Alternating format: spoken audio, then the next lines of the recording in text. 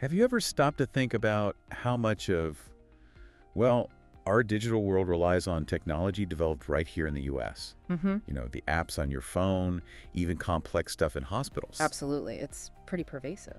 And what if the future, especially with artificial intelligence, isn't just about who innovates fastest, but about a real global competition for influence? That's exactly where things seem to be heading. Well, that's the fascinating territory we're getting into today. We're unpacking a really significant new executive order from President Trump focused squarely on American AI exports. Mm-hmm. A big move. And this isn't just, one standalone document you read and you're done. Yeah. Think of it more like a strategic piece in a much bigger puzzle. Right. Part of a larger U.S. effort. Exactly. A coordinated strategy to keep the U.S. out front in AI. So to get the full picture, we've looked at the key sources. Okay. There's the executive order itself, promoting the export of the American AI technology stack, and then the laws behind the big financial players it uses. Like the Export-Import Bank and the DFC. Precisely. The Export-Import Bank and the U.S. International Development Finance Corporation. We looked at the statutes that set them up. Got it. So the order and the tools it plans to use. Right. Our mission today is simple. Cut through the policy speak, lay out this new strategy, see what tools the government's actually using. And what it all means for you, the listener. Exactly. Whether you're thinking about jobs or the tech you'll be using or just this global competition playing out, this is your shortcut to understanding a really important policy shift. Okay, let's do it. So let's dive right in. The executive order promoting the export of the American AI technology stack, signed July 23, 2025. Mm-hmm. The language around its purpose is, well, pretty direct. It doesn't just say AI is important, it calls it foundational. Foundational for economic growth, national security, global competition for decades. That's strong language. It really is. And it says the U.S. must lead not just in making AI, but in getting American AI tech, our standards, our governance models adopted worldwide. So it's not just selling widgets. It's about shaping the whole ecosystem, strengthening alliances, securing tech dominance. That's the stated goal, securing dominance on the global stage. And what really jumps out is the explicit policy statement in the order. It's not just about staying ahead. Right. It's about actively trying to reduce how much other countries rely on AI from, quote, our adversaries. By pushing U.S.-made AI out there instead. That feels like a very direct competitive aim. It does. It's a significant strategic statement. And, when we talk about AI dominance, this isn't some abstract concept floating out there. No. How does it connect back to, say, someone listening right now? Well, think about the software you use every single day, the online services you rely on. The standards being set now will shape all future innovations. Like the AI in your next car, maybe. Oh. Or optimizing traffic or helping doctors. Exactly, all of that. So this isn't just about geopolitics. It directly touches your digital life, the industry you might work in. And maybe even the sort of underlying rules or values baked into the technology we'll all be using. Whose standards went out? Precisely. Whose rules guide that next tech wave? It's fundamental. Okay, that sets a pretty high bar for ambition. So how does the government actually plan to do this? What's the mechanism? Right, the operational part. That's where the centerpiece of the order comes in establishing the American AI Exports Program. The American AI Exports Program. Okay. The Secretary of Commerce gets the job, working closely with the Secretary of State and the head of the Office of Science and Technology Policy, OSTP. And they have to get it running fast, right? Yeah. I saw something about 90 days. Yeah, within 90 days of the order. That tight deadline really tells you how much priority they're putting on this. It signals urgency. Okay, so Commerce leads it. But how does this program actually pick the AI solutions it wants to back? What's the core process? The main mechanism is actually pretty interesting. They're planning a public call for proposals. Okay. But not just from any company. It has to be from industry-led consortia. Consortia? Yeah. So groups of companies working together. Exactly. Not just single firms. Wow. Groups banding together with a plan. And here's the really strategic bit. They have to propose what the order calls a full-stack AI technology package. Full stack. What does that actually mean in this context? It's not just software then. No, not at all. It's the whole shebang. Think end-to-end. It's like offering to build the entire AI infrastructure for another country, not just selling them some code or a few servers. Wow. Okay, so break that down. What's in this full stack? The order lists it out pretty clearly. It starts right at the bottom layer. AI-optimized hardware. things like chips, servers, accelerators. Physical stuff. Right. Then the infrastructure layer, data centers, cloud services, networking. And there's a note in there about preferring US-made components if possible. Interesting preference. What else? Then you get into the data itself, the pipelines to feed the AI, systems for labeling data, basically the fuel for the AI engine.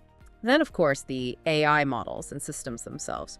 Crucially, measures for security and cybersecurity around all this. That's a big one. Absolutely critical. And finally, actual real-world AI applications for specific uses like software engineering, education, healthcare, farming, transportation, you name it.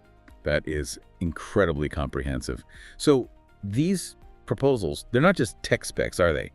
They need more practical details, too. Exactly right. It's not just a technical wish list. These consortia need to say where they plan to deploy this, specific countries or regions. Okay. They also have to outline their business model. You know, who's going to build this stuff? Who owns it? Who operates the data centers abroad? High-level plan, at least. Makes sense. Plus, they need to state what federal incentives they need to make it happen. Money, basically. And, of course, comply with all U.S. export control laws. And the ones that get picked become priority AI export packages. That's the term, yeah. Priority packages, which presumably means they get first dibs on government support.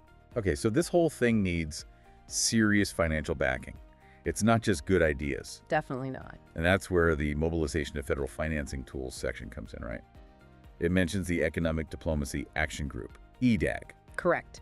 EDAG, chaired by the Secretary of State, is tagged as the main coordinator for bringing the government's financial and diplomatic weight behind these priority packages. So how does EDAG actually manage that coordination? What's its role? Well, the Secretary of State, working with EDAG, has a pretty broad mandate here. Develop a unified strategy, first off. Okay. Then align all the resources, technical help, money, and diplomatic efforts to get these priority packages deployed faster. So pushing them out the door. Pretty much. They also coordinate U.S. involvement in international AI initiatives, help partner countries create environments where U.S. AI can thrive. Like smoothing the path locally. Exactly. And analyzing any barriers in foreign markets that might block U.S. companies. Got it. What about the specific tools? What kind of financial support are we actually talking about? Yeah, this is where it gets concrete. The order lists specific tools each data member should use. It's not just one type of funding. Like what? Things like direct loans and loan guarantees using existing laws for export finance, but also equity investments, co-financing with others, political risk insurance. Insurance against instability. Right, and credit guarantees, leveraging development finance powers, plus technical help and feasibility studies. It's a whole toolkit. That does sound like a holistic approach. It really is. And for anyone listening who's in business or just curious how the government actually helps U.S. companies sell things overseas, this shows you the specific levers they can pull. Yeah, it's not just...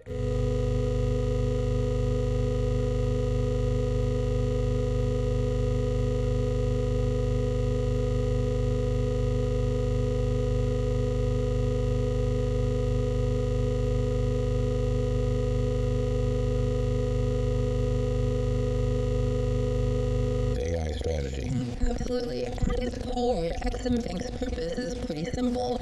Help finance and facilitate U.S. exports of goods and services. To support American jobs, basically. Exactly. Help U.S. companies sell abroad to create or keep jobs here. Now, how it fits this AI strategy? A couple of its core policies are key. Okay. First, the law says Exim has to be competitive. It needs to offer financing terms that let U.S. companies compete fairly with foreign rivals who get support from their governments. Leveling the playing field. That's the aim.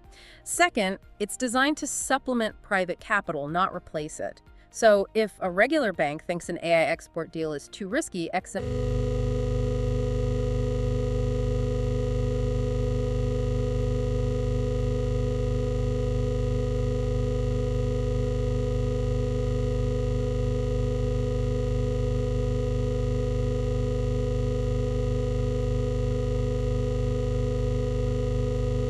businesses, at least 20% of its financing has to go to them.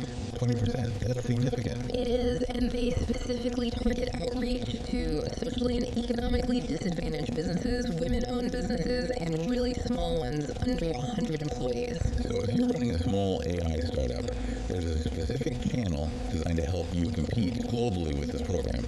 That's the structure. It ensures smaller innovators aren't shut out and have a path to get their check, right? There must be rules or restrictions on what XM can support. Oh, absolutely. There are important guardrails, as you called them. For instance, no support for countries violating nuclear rules or fighting the U.S. Makes sense.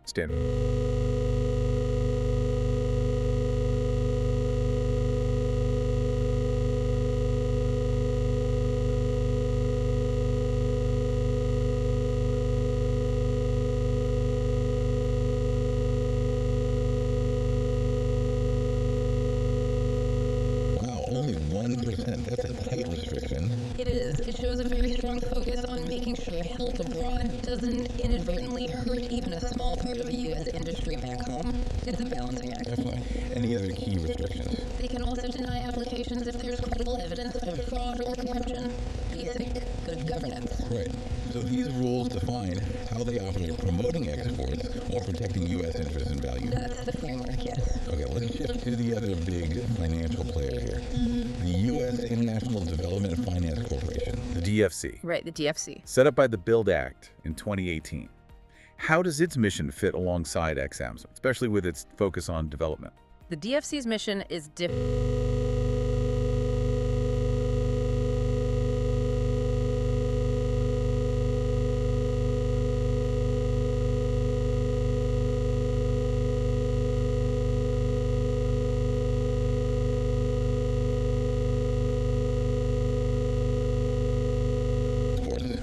DFC is private investment for development in certain countries.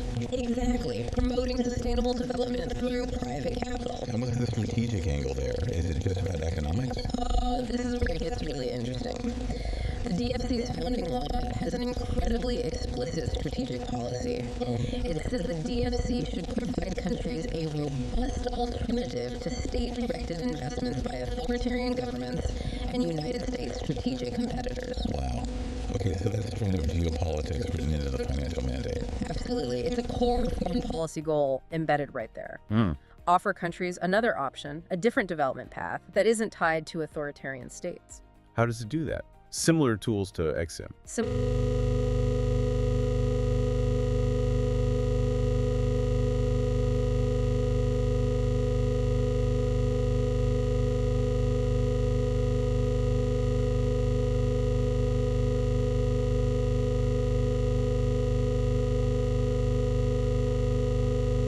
for our listeners, understanding the DFC means seeing that U.S. financial support isn't just business.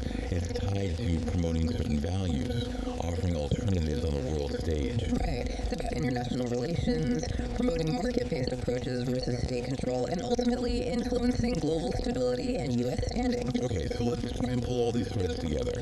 What we're seeing with this AI executive order, Yeah. it's not just a policy memo. No, definitely not. It seems like a really carefully constructed strategic Plan. It's leveraging these powerful existing agencies, XM, DFC, that have decades of experience. But pointing them in a new, very specific direction.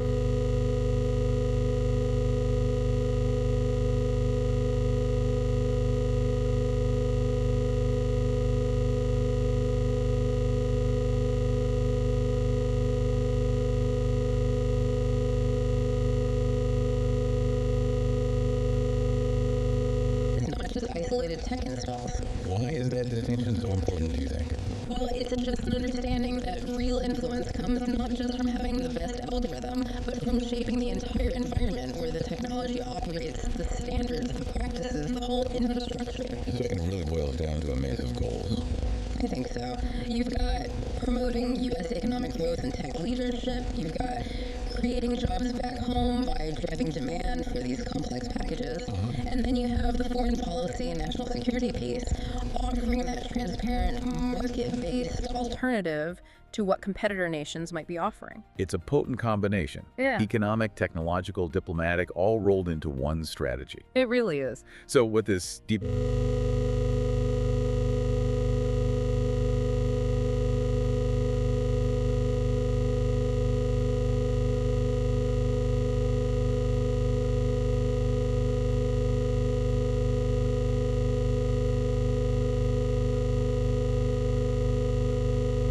and maybe values for the long haul. We've certainly covered a lot of ground today. from that high-level executive order. All the way down to the nuts and bolts of how agencies like EXIM and the DFC are being directed to make this happen. It's clearly a major strategic push to secure American leadership in AI.